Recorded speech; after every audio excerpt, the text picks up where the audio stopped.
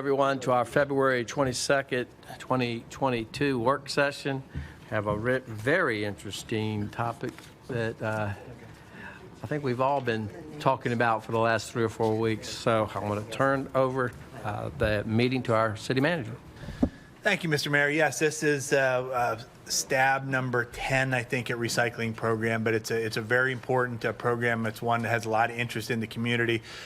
When we elected to cancel the contract in December, we promised that we'd review alternatives and bring you some information back for your review and consideration, and we're pleased to be able to do so for you tonight.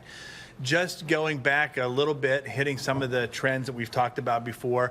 Single stream recycling, which we've had for some time in the city of Chesapeake, it is very convenient, but it does lead to higher levels of contamination. You've seen that obviously here in the city of Chesapeake. You see it in the region, but it's really a nationwide phenomenon, and that level of contamination in the stream has made it less valuable, and the markets being as volatile as they are, it's caused some impacts, and it affected us particularly when we negotiated our last contract, which we executed in early 2020. In addition, there's very few choices of vendors when it comes to recycling, particularly within our region. And our particular vendor that we have a current contract with, they both do the collections and the processing. So there's a lack of competition in the system, which certainly has generated higher prices. Each locality has their own contract, and those contracts are based on a fee per household. Rates of those contracts range anywhere from $2.70 a month to $5.35 per month per household, and that's our rate. Where Chesapeake actually, even though the facility is located in Chesapeake, the processing facility, Chesapeake pays the highest rate in the region. When we talked about this late last year, we talked about what are our desired outcomes. If we can improve performance in recycling and the sky was the limit, what would we want to achieve? And certainly, because we were talking about it as a budget initiative, reduce costs was big, particularly for the taxpayers and ratepayers in the city. Improving the quality of the recycling stream. I've talked to you about some of the poor performance in terms of what actually gets recycled versus what gets landfilled and burned. We want to improve the quality of that stream to ensure that when people are recycling, that to the greatest extent possible, those materials are being reused or ultimately is turned into something else. And then finally, providing additional choices to our residents. You've seen this before. Recycling on a cost per ton basis costs about $310. For solid waste management, it's $159. For a grand total between waste management and recycling, we spend about $22.7 million a year citywide on recycling and waste management costs. But the trends in the industry are unsustainable. In 2018, the recycling cost to the city of Chesapeake was $3.10 per month per household. By 2020, that cost had increased to $4.95 per month per household. And given the latest CPI adjustment in the contract, we're now up to $5.35 per month per household. That's a 73% increase since 2018. And our estimated all-in cost this year for recycling is $4.5 million. So the cost comparison has been the subject of a lot of conversation. I've mentioned several times our cost is the highest in the region at $5.35 per month per household. So how that compares to some of the other South Side localities, Virginia Beach pays $2.85 per month per household. Norfolk pays $2.97 per month per household, although they do have a $63.65 per ton processing fee in addition. And then Suffolk pays $5.08 per month per household. If you look at that Norfolk line, in addition to a relatively low rate, they have an add-on processing fee. That's fairly common. You see that in a lot of jurisdictions in the region. So for apples to apples comparison, the next chart shows if you took the methodology by which each city's recycling is calculated, how much would using that methodology cost in the city of Chesapeake? So obviously Chesapeake has negotiated a rate, and that rate costs the taxpayers $4.5 million a year. If you applied the same methodology that TFC uses with Virginia Beach, that would cost Chesapeake residents $2.4 million a year. If you applied the same methodology that TFC uses with Norfolk, that would cost the city of Chesapeake $3.45 million per year. And if you employ the same methodology that they use with Suffolk, that would cost the city of Chesapeake $4.3 million a year. So in any alternative, the city of Chesapeake would save money using any number from any of these other localities. Yet, even though the facility is located here within the city of Chesapeake, we pay the highest rate within the region. But it wasn't just about cost. If you remember when we were having those conversations, it was also about the quality of the waste stream. So as I've mentioned to you before, approximately 24% of the items that are ultimately put into the blue bins are trash, and the majority of the trash is burned at the waste-to-energy facility. In addition to that 24%, about 18% is glass, which is used as landfill cover. So at the end of the day, nearly half of all the materials collected in the blue bin is either burned or ends up in the landfill, even though it costs us nearly twice as much per ton to collect those materials. So what's the future of recycling? When we talked about this in the fall, we really wanted to take a look at cost, take a look at quality, take a look at choices. Our current recycling contract, it obviously has high participation. It's provided to approximately 70,000 households, but as I've shown you on the previous slides, it's very, very high cost for our residents and lower than desired performance. I'm part of a group of city managers here within the region that through HRPDC, we have a recycling subcommittee. We just had some information presented to us by folks actually within the recycling field. They're with professional associations involved in the recycling industry, and they were very surprised by how much of our waste stream ends up in the landfill or in the trash. So I think there's some education to be done there, and also some work with our vendor should we continue that contract to try to improve the quality of the waste stream. But as I mentioned, in December, we canceled our contract, and the cancellation date is effective June 30, 2022.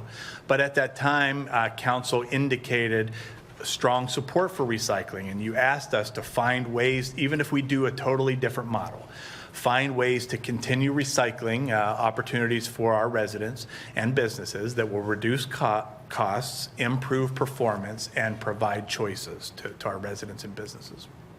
So moving ahead, there's two alternatives that we have for your consideration. The first is sort of the null hypothesis. We could always keep on doing what we've always been doing, and that would be maintaining curbside collections. That's a government-funded model where the city would be the payer. And then the second would be allowing for subscription services, which is a private sector solution. So I'm going to talk to you a little bit about pros and cons associated with each of these models moving forward. City-funded curbside recycling, as I mentioned, that would be doing what we've traditionally been doing. If you elect to continue city-funded curbside recycling, we would solicit bids to continue the service substantially as it exists today. The city would continue to pay for service, whether or not it's effective. New solicitations will just eyes wide open. Any new solicitation, it's likely to result in very marginal, if any, cost savings. And that's largely because there's no competition in the market. And lack of competition is a very key indicator of the price that we're ultimately going to pay. And since you directed me to build a budget assuming no curbside recycling, if you want to reintroduce city-funded curbside recycling, a new source of revenue would be necessary. Alternatively, we could consider subscription-based service, and we've been working with vendors to solicit information about the kind of services that they provide, and I want to share at a very high level with you and with those that might be watching what kind of services are available from subscription-based contractors. So just like your cell phone plan or your cable or internet plan or any really service that's available to the community, this would be a choice. Residents could choose whether or not to participate in this service, and they would choose to contract with whatever provider that they wanted to provide. There's multiple vendors out there that provide subscription-based services. If we signify our intent to the market to stay out of this business, I do expect subscribers to get engaged in the city of Chesapeake, and this would be totally just, as I mentioned, just like your phone plan or anything else, a resident's choice of whether or not to participate, and that they would ultimately choose to contract with the vendor of their choice. This really would allow those who want to recycle to do so. Because it's a choice program, it's not available to everybody, but it's a choice program, and they pay for that service.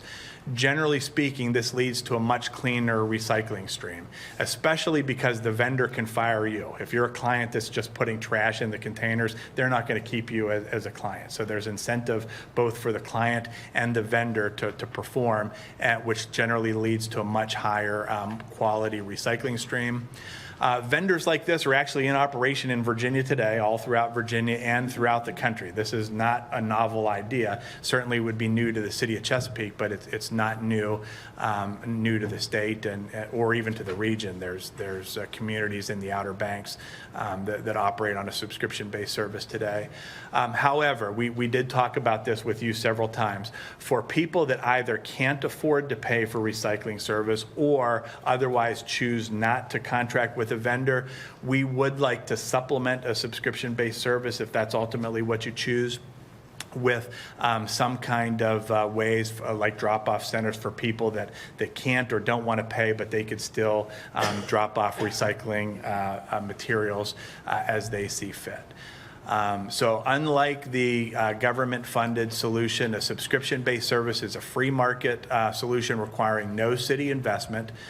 We've taken a look at some of the vendors that are in play right now, and we're estimating that based on the services that they provide, pricing would be about $12 to $19 per month per household. Again, depending on the service levels that a household might choose. So you could get just I only want to recycle these kind of materials or these kind of materials. Whatever you choose, that would be between you and your vendor, and the price varies according to your choice. Again, we anticipate improvements in the quality of the materials collected. Certainly, if subscription services expands choices for those who have the service today, there'd be multiple vendors that they could either pay for, or in the case of a drop-off center, not pay for. And then it expands opportunities for those who currently do not have access to service. So whether it's for example, people in apartments, if you don't have access to recycling service today, this would provide you a choice, either as a fee for service or through expanded drop-off locations. We would also, if we go to a subscription-based service, we'd like to increase the frequency of Chesapeake Recycles Days. Right now, we have quarterly Recycles Days where we have multiple vendors that work with us. People can bring in a drive-through format. People bring their materials, and they're either recycled or donated to Goodwill or reused for another purpose. We'd like to identify drop-off convenience center locations. However, as I noted to you a couple times in the past, we want to continue to work to identify regional solutions. Because there are so many jurisdictions involved and have the same issues we do, we're talking right now regionally about whether one regional contract might be able to, as a larger entity, we can negotiate better prices.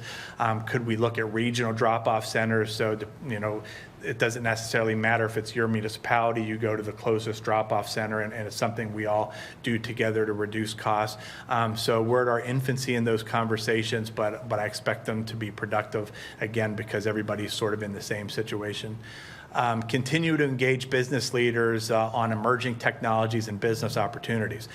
There are some jurisdictions, including here in Hampton Roads, that take their materials directly to economic development, to enterprises within their community to reuse. So whether it's aluminum here in Chesapeake, we have a major cardboard facility coming in the next couple of years.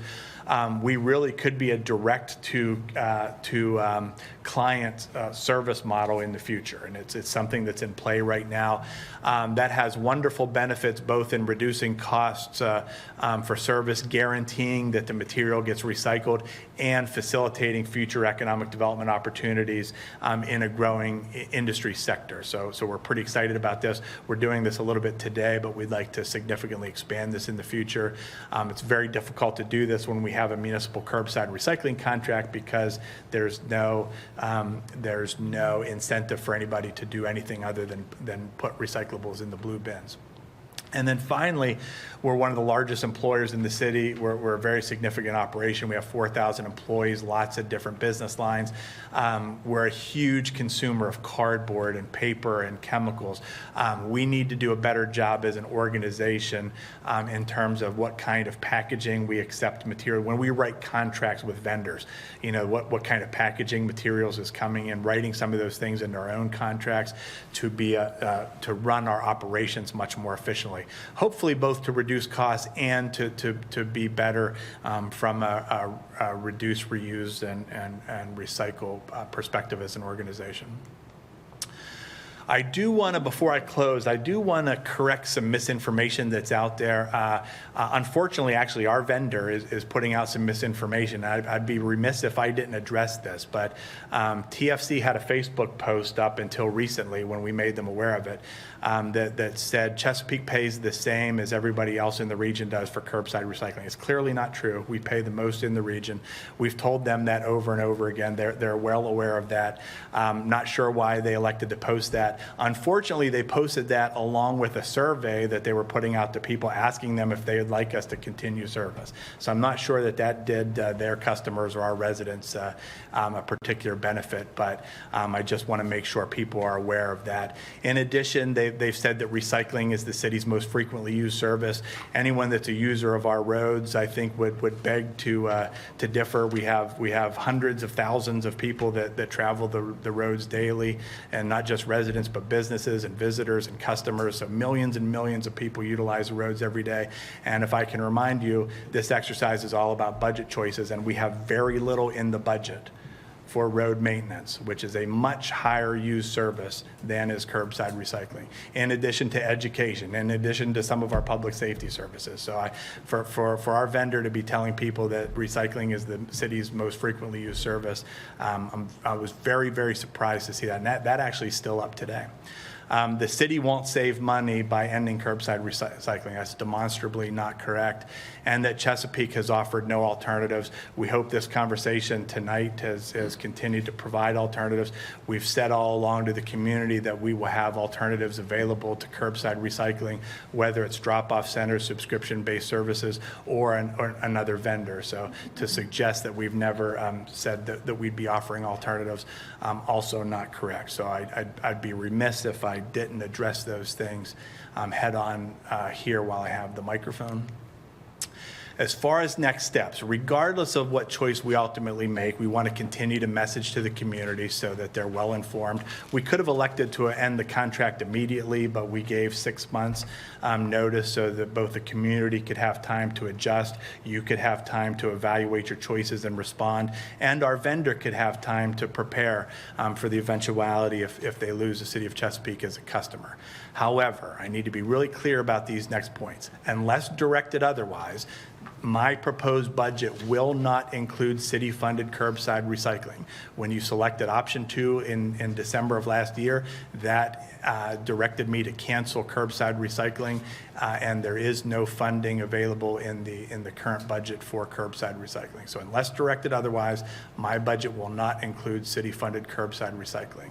However, if council desires to reinstitute city-funded curbside recycling without interruption, time is of the essence, and cost recovery will be necessary since it's not built into the baseline budget. So as decision points, really what I need to know at your earliest convenience, but certainly no later than the next couple weeks, since the city manager will not be funding curbside recycling in my proposed budget, does council intend to include city-funded curbside recycling in the FY23 budget? And very simply, if the answer is yes, then I will, if you choose yes, I will consider the service as a council-identified priority and consistent with your budget guiding principles. I will advertise a corresponding cost recovery fee. And if the answer is no, we will immediately begin working with subscription-based providers here locally and throughout Virginia and throughout the nation to get people to enter the market. We'll start marketing that message to the community, and we will implement the supplemental programs that I mentioned to you earlier for those residents and businesses who choose to recycle but do not choose a subscription-based service. As far as timeline, if council intends to fund curbside recycling and provide uninterrupted service, because we anticipate about 3 to 4 months lead time to secure a new contract, direction needs to be given to me no later than March 9th. And again, I can't stress enough, time is of the essence here. As previously noted, if no such direction is given,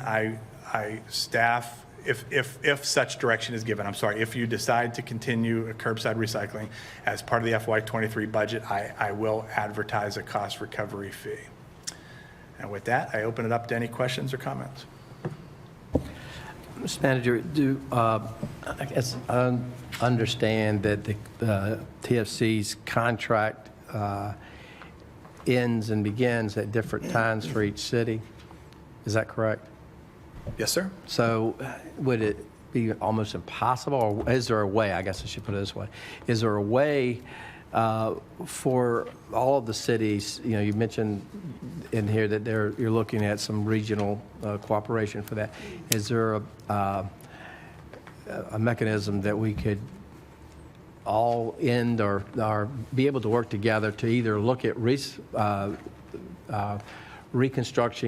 constructing our contracts as a region or going to an alternative source? That is a great question. So short answer is yes. One of the things we're talking about is if people continue to provide individual contracts, making those contracts sunset at about the same time. So if we ever want a shot at negotiating a regional contract, the stars will line up within the next few years. So that's sort of the holy grail is, one contract for the entire region. Short of that, there's things we could do to improve performance even if we weren't able to get to that end state. So for example, each one of us individually contracts, and our contracts state which types of materials can be recycled, and there's some pretty dramatic differences in there. Even if we all just adopted the HR Green standard list of materials to be recycled, and our contracts were consistent, and our education materials locally and regionally were consistent, at least at a minimum, we might not affect price much, but we'd probably improve the quality of the waste stream. So yes, there are opportunities for us to coordinate the timing of contracts, the nature of what's in the contract, and ultimately possibly to regionally contract for services, so we can take the greatest extent possible of the scale of the entire region working together.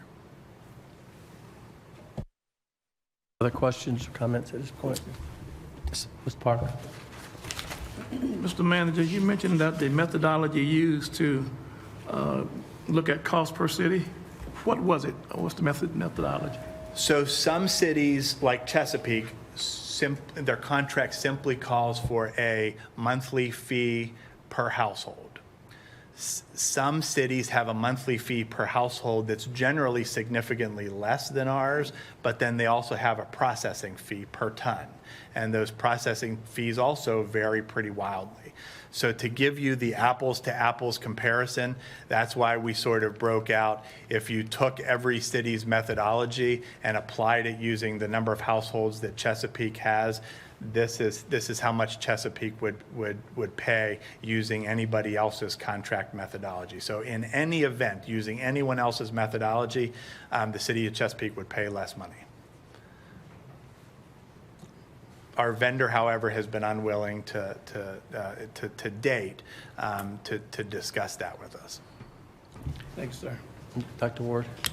Oh, thank you, Mr. Mayor. Mr. Manager, if council decides to have the individual subscriptions, would something be supplied to households with perhaps choices of, I mean, you hear about cell phone things, but recycling, which is something that has not been done before, would there be something or some lists on the website of places that you could call and try to get your subscription for recycling, Yes, ma'am. We believe that the best case scenario would be multiple vendors are involved in competing for business to make sure that we keep costs down. And what we'd like to do is keep a list of those vendors and publish those vendors so that individuals could feel free to contact those vendors if they so choose. In addition, we would like to publicize, if we do deploy drop-off locations, we would like to publicize those drop-off locations so people can have the full access to all the choices that they have, either for cost or no cost, if they choose to recycle.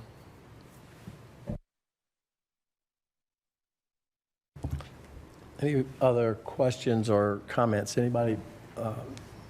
Ms. Ritter? I have some questions, please. Just to clear up some other information,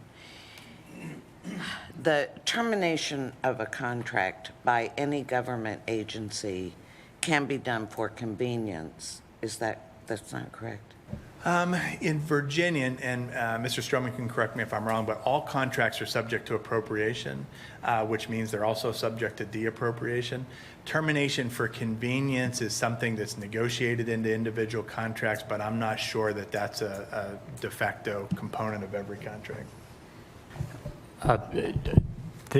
Termination for convenience is in a number of city contracts. I don't know that I know off the top of my head if there's a termination for convenience clause in the contract that was just terminated, but it could certainly and would be a provision that council would want should you move forward in that direction. Okay, and do we know what the future of the waste-to-energy plant is? Short answer, it's not good. It's not long for this world, but we're getting information on that right now, and I think that information has changed recently, but I can get that and provide a report back to council. I mean, I guess the question is it going to totally shut down, or will it still function under other management, like perhaps CIPSA? We have Mr. Sori in the audience, so I'll see if he can provide any information. Good evening. There's a lot of work to be done in figuring out exactly what the next iteration could be for that facility. One thing we do know is when the Navy opens up their new clean energy plant, they will have no need for the steam energy that's being generated by the waste energy plant today. So they will not be a customer. So if that facility were to continue, a new customer base would have to be identified. So right now, I can tell you CIPSA is planning for the closure of that facility, and that's why they're working so hard to get the next cells at the Suffolk Regional Landfill opened up. But we're happy to bring back a more thorough report. Well, I guess we just don't know, but they would, in order to sell the steam, they'd need a pretty big customer and a lot of capital investment, would they not? Just to transport the fuel. Yeah, there would be a lot of details to work out, and whether they're insurmountable or not, I'm not certain, but we can bring a report back on that. Okay. I guess the only other, I just wonder, in the interest of transparency, depending on what the council decision is, there's a 3-step federal process. And since we pretty much in Virginia and then locally follow the federal model of procurement. There's a 3-step process of an RFI, request for information, and then the second step is sources sought. So I guess with the RFI, apparently what it is you lay out the history of the issue without suggesting a solution. And then when people come back with ideas for a solution, then you enter into the sources sought, who can provide those solutions. And then should it be a decision to continue with anything that requires a city contract, then you would issue the RFP based on the staff reviewing and deciding on what criteria they would like. So would it be any benefit at all to at least look at steps 1 and 2 for people who are interested in another vehicle?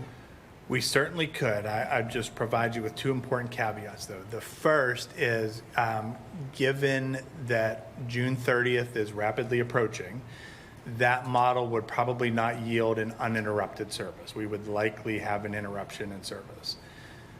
By the time you did the request for information, reviewed that information, considered your alternatives, and ultimately went to sourcing. The second consideration is, given the lack of vendors in this space and the high level of capital investment necessary, so big barriers to entry, I think it's very unlikely to yield anything different, substantially different than what we've seen to date. Okay, but you don't, this, yes or no, I don't know the answer. The first 2 steps, would that be a help in identifying subscription-based vendors? No, I don't think so. Okay. All right, I know we have a lot to think about with this. I guess my last and final comment is, personally, I'm not really a fan of collective drop-off centers. We had those, and they were so abused, and they're so difficult to maintain and govern that I think that's kind of a difficult way to go. But we'll see. I mean, if we're having trouble with the stream that's going in now, imagine what we're going to have at a drop-off center. And I certainly can't speak to what we've done in the past. There's many, many successful models of staffed convenience centers with good security, and even unstaffed ones that are located in places that have security, that perform very, very well. And the reason for including it, it's not a have to, but it's the notion of choice for people that either can't or don't want to pay for a subscription service. Okay, well, could you give us some information on those so we could Yes, ma'am. be able to evaluate that? Thank you. Point of order, Mr. Mayor.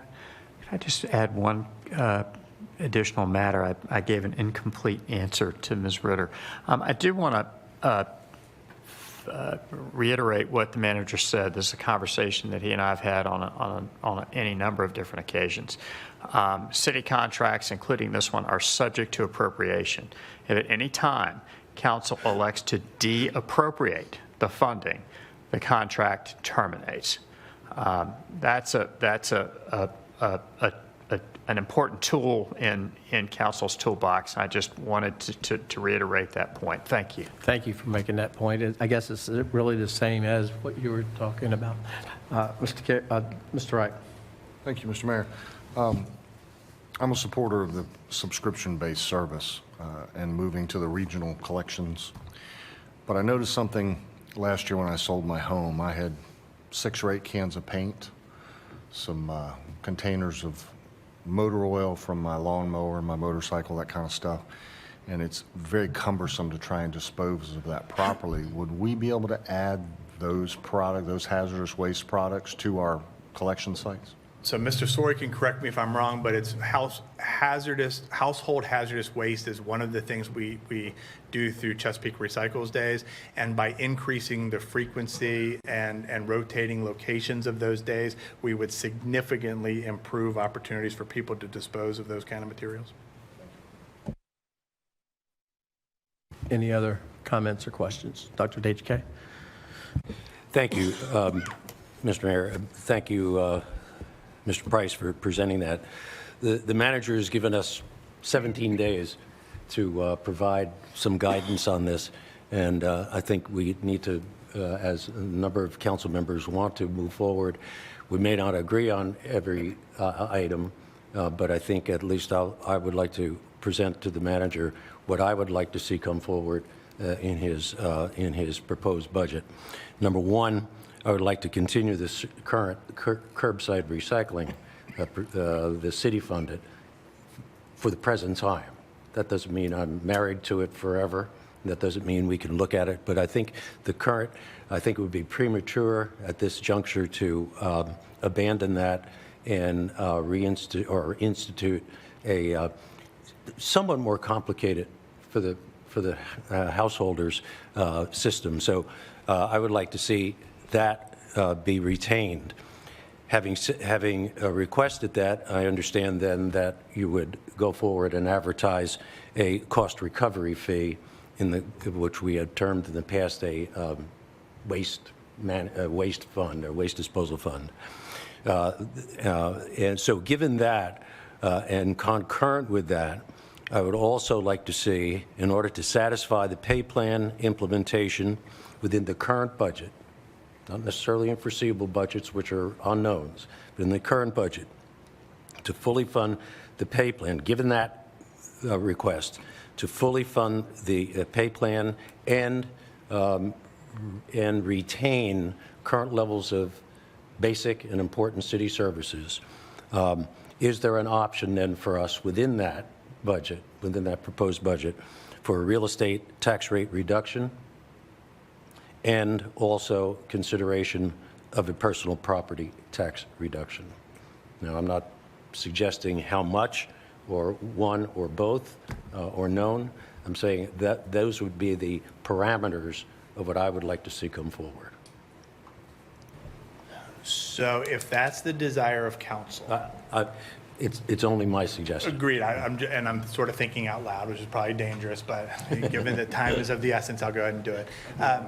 If that were the desire of council, it would be good at a minimum to get, thumbs up consensus, so I can hang my hat on that's direction from council, or, today or at your next meeting under new business, if someone gives that direction.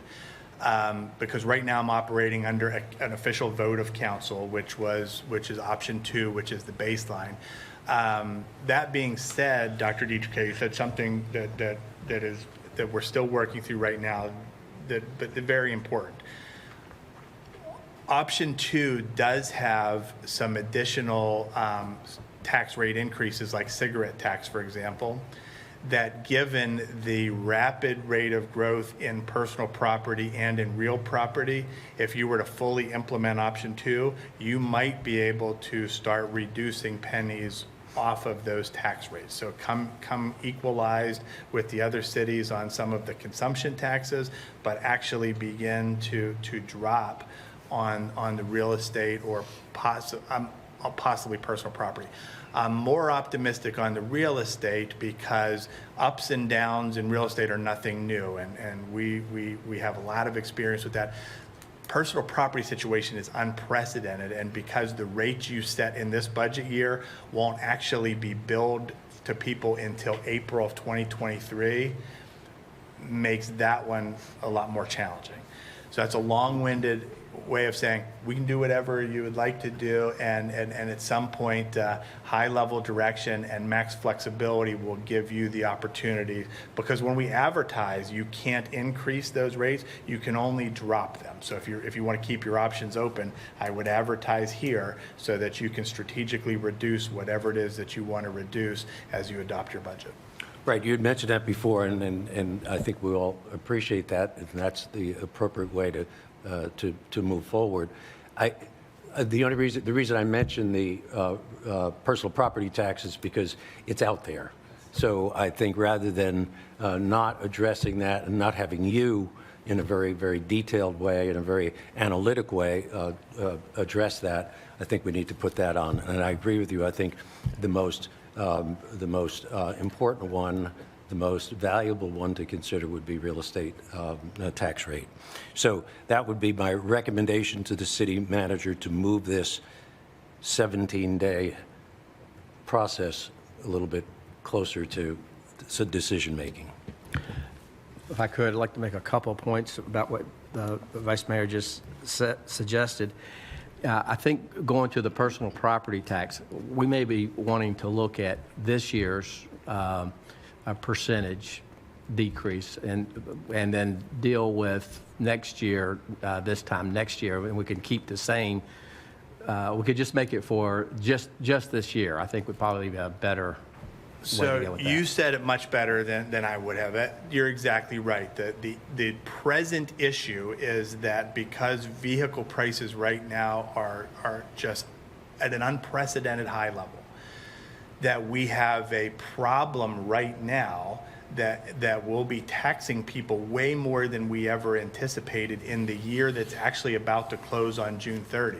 So that might be a reasonable strategy to consider, a solve for this year right now while we're keeping our eye on next year.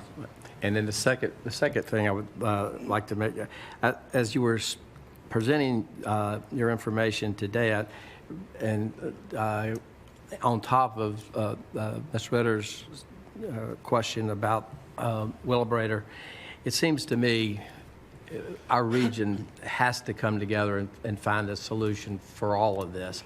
And so if we had some time to work that out, and with the understanding that our contract is iffy. I mean, contingent perhaps upon a regional agreement or regional options, but I think it would at least buy us time. And I think it would help us. You know, we're all getting emails and people think that we're doing away with recycling altogether. It would give us a little time for people to be convinced that we are looking for alternatives, not elimination. Mr. Carey. Thank you, Mr. Mayor. So, Mr. Manager, I came in a few moments late. I apologize during the presentation. And I would like some clarification on something. This conversation we're having about recycling, have we disconnected that from what is necessary to fund the pay plan? So this is a separate policy issue that we're addressing now, correct? Yes, sir. So if you recall back in the November-December timeframe, we were looking at strategies to be able to generate enough revenue to pay for the pay plan. By selecting option 2, you have generated enough revenues to do that. If you were to re-implement curbside recycling, those savings are not realized, and we need to identify a cost of revenue. And that's why the choice has really narrowed from where it was in December to yes or no, city-funded curbside recycling. And if the answer is yes, we need a cost recovery fee to make it happen. All right, awesome. If council decided to continue city-funded curbside recycling, who would that fee that we need to implement for cost recovery, who would that fee apply to? We would advertise a solid waste fee at a minimum in an amount of whatever the cost per household is. So for example, our current contract is $5.35 per month per household. We would advertise a $5.35 per month per household solid waste fee. All right, so there is no world where, at this point where we are, there is no world where there would not be some type of fee. It seems, and correct me if I'm wrong, that you're saying council has a decision on, do we levy that fee on the 70,000 households, right? Or do we hand off to a subscription-based service to where individuals who actually want to continue recycling have the opportunity to go into the market and get the best option for their household per the service that they're seeking? That is correct. Okay. In terms of the drop-off locations, do we have any idea of what areas of the city, and this is probably a tough thing to answer, what areas of the city would opt into the subscription-based service, and what areas of the city would not? And if we can ascertain that, okay, we can't, all right, so how will we know where to put the drop-off locations relative to the individuals who would actually use them versus individuals who would just opt for the subscription service? So there are some that seem on the surface to be pretty easy. So we've already started speaking to TFC about expanding the drop-off facility that they have at their existing site. They have a material recovery facility there. Presumably, they'd like to get more materials there, and so if we could expand the size and nature of that facility, we could really have a state-of-the-art drop-off facility in close proximity to lots of our residents. In addition, the area in or around the transfer station makes pretty good sense for a drop-off facility because, again, it's an area that already has waste management facilities, and in addition, it's located in the heart of our population center. Okay. Outside of that, we would probably look at other public facilities or places near public facilities that are already managed properties, to Councilmember Ritter's point, so we could reduce security costs and prevent the likelihood of them becoming de facto giant trash cans. Sure. All right, who will be responsible for removing the recycling from these drop-off locations? Will we contract that out, or would the city pick it up? And if the city picks it up, where will we drop it off at? We could either pick up and drop off at a vendor. We could hire a third-party vendor to pick it up and drop off at a vendor. We could contract with a vendor to do it for us. So there's a variety of ways and lots of different places do it in different ways. Okay. And do we have any idea of what the fees associated with that are? Could you give us maybe a ballpark of what we're looking at? I don't have the fees per se. However, if you recall, the recycling contract costs us $4.5 million a year. Yes. Our estimated savings is only $2.2 million a year, and that's for a couple reasons. Number one, because we're going to pick up more trash and have more tipping fees. Number two, because we do understand we're going to have to transport the material that's located at the drop-off facilities. So I can't give you like a fee per unit, or it doesn't really break down that way, but we have incorporated a cost, which is why the net savings is only half of the contract cost. Got it. Yeah, so but basically what I'm getting at with that question is, will the potential fees associated with running a drop-off center dramatically reduce the $2.2 million saving and thus impact the patients? Okay, cool, awesome. What will happen with the blue bins if council elects for subscriptions? That's a great question that I just posed to our Public Works Director, and a variety of things on the table. We could use them as a secondary trash can because people will have increased trash needs. They're the same size as the brown bins, so they can be picked up by the trash trucks, or we could collect them and redeploy them for some other use. But dependent upon council's decision, that is something we'll have to figure out over the next couple months. Okay. So two final statements, not questions or anything. Well, unless I'm wrong, you can correct me if I'm wrong. The first statement is, if council continues with curbside recycling, we're going to have to levy a fee in which every taxable, it's probably a poor way of saying it, every taxable household will have to pay. Every household that gets the service. So today our contract is 70,000 households. There's way more housing units than that in Chesapeake, but only 70,000 households have curbside recycling. So we would only charge the fee to customers that have curbside recycling. And that's actually a very important point. The way we pay for recycling and all of waste management right now is through the tax rate, which is fine. Lots of people use different strategies. But if you think about someone in an apartment, they pay twice for recycling or trash collection, whether they use it or not. They're paying for it as part of their rent, and then they're paying for it through the landlord's portion of their real estate taxes, whether they use the service or not. Yeah, gotcha. So I guess the point I'm getting to is, if we have council has an opportunity to even further reduce the financial burden on some households, some of those 70,000 households, for individuals who do not recycle.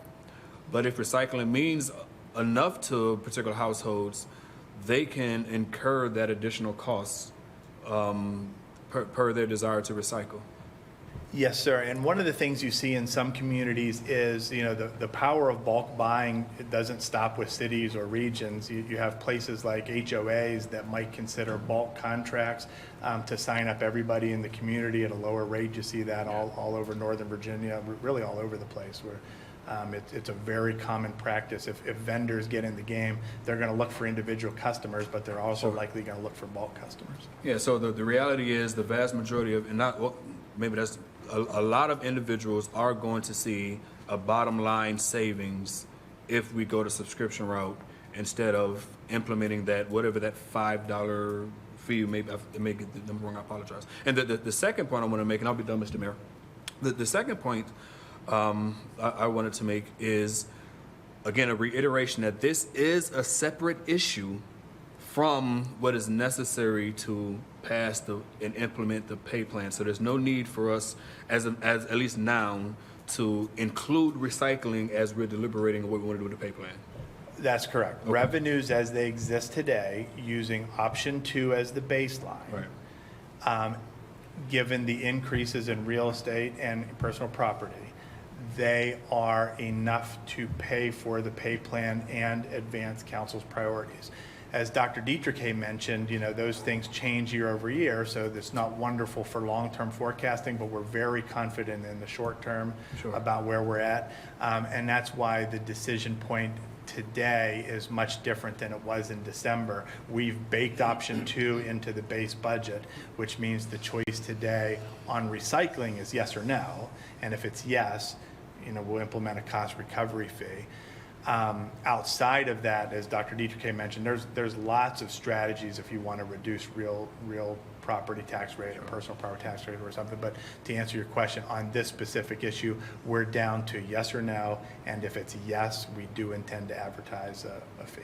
Awesome. I appreciate that. I just wanted to reassure anyone who may be watching or may be present who may think, the decision that we make on recycling is going to greatly impact what happens with that pay study, and that's not the case. So thank you, Mr. Mayor. Mr. Ritter? Thank you. I'll be really brief. 2 things to lead off. One, you always say what the council wants to do, you'll make happen. So I appreciate your get it done attitude. I want you to know that. Secondarily, I hope I'm right in who made this statement many years ago. The cruelest tax of all is inflation. I think it was Milton Friedman, but please don't, I stand to be corrected on that. So we are in tremendously unprecedented times. I appreciate greatly the Vice Mayor bringing up looking at both the real estate tax rate and personal property. So what I've asked for some numbers to be run, and they're pretty eye-popping as people are going to look at their bills. And there are a number of localities currently across the state pursuing how to look at it. My understanding of the Code of Virginia is that the council sets the rate for a 12-month period. And we are not obligated to the same rate, but in order to deal with an unprecedented time, that for a year's period, we can adjust the rate of any tax. Is that correct? Do I understand that correctly? I would have to research that and get back to you. But you are right about setting a rate for a 12-month period. Those rates are uniform across all tax and rate payers during that period. But into a budget year, things get a little bit more complex, but we'll check that out. Right. Well, what I'd like to ask is if you could make an inquiry, please, of the Office of the Commissioner of the Revenue. What steps could we take to help alleviate this year's burden. I don't know when the billing goes out, but gosh, looking at her projections, it's really eye-popping. And I just think at this time, especially with the current news and the possibility that who knows what we'll be paying for gasoline for a month, several months, if we could see what options she may have, is it too late to change the billing if council should decide? Is there an adjustment or a rebate that can be done? So that people know that the council's taken that step, that we understand. Yes, ma'am. Is that possible to do, and you could let us know whenever? Yes, ma'am. Sooner rather than later, of course, but thank you for being willing to do whatever the 9 people want. Mr. Vice Mayor? Thank you, Mr. Mayor. 3 comments. Number 1, I appreciate the manager reinforcing again that we are considering any of these suggestions are considered for this upcoming budget. We're not committing ourselves one way or the other to future budgets. Second question is, in the option 2 that the majority of council approved, was there any discussion, direction, or recommendation to consider real estate tax rate decrease? No, sir. Number 3, I think the maintaining of the pay plan for both public safety and our general employees is germane to this subject, particularly, then maybe not from option 2, since there was no discussion of real estate tax rate reduction or personal property, which I am making tonight. It does impact the pay plan because I want to preserve that pay plan and ask the manager if he can come forward and, while preserving that pay plan, recommend to council, or at least propose to council, any possible reductions to real estate tax. And Mr. Vice Mayor, you put a very fine point on it, because the answer to the very direct question is, for the upcoming budget, they are disconnected. But for the long term, because real estate and personal property, we're in such an anomaly right now, they are intertwined to some extent, because all of it becomes general revenue. If it's a fee for service, even though that is dedicated to that particular service, that's monies that today are being used to provide that service that are freed up for things like the pay plan, which do have long-term impacts. Correct. So there is a relationship to them. One is not totally dependent on the other, but they are absolutely interrelated. Because they all result in monies, either monies that have to be spent or monies that have to be accrued. So they are all related one way or the other. Thank you, Mr. Mayor. Appreciate everyone's questions and comments. I think we're getting closer to that golden moment. Council will begin its regular meeting at 6:30.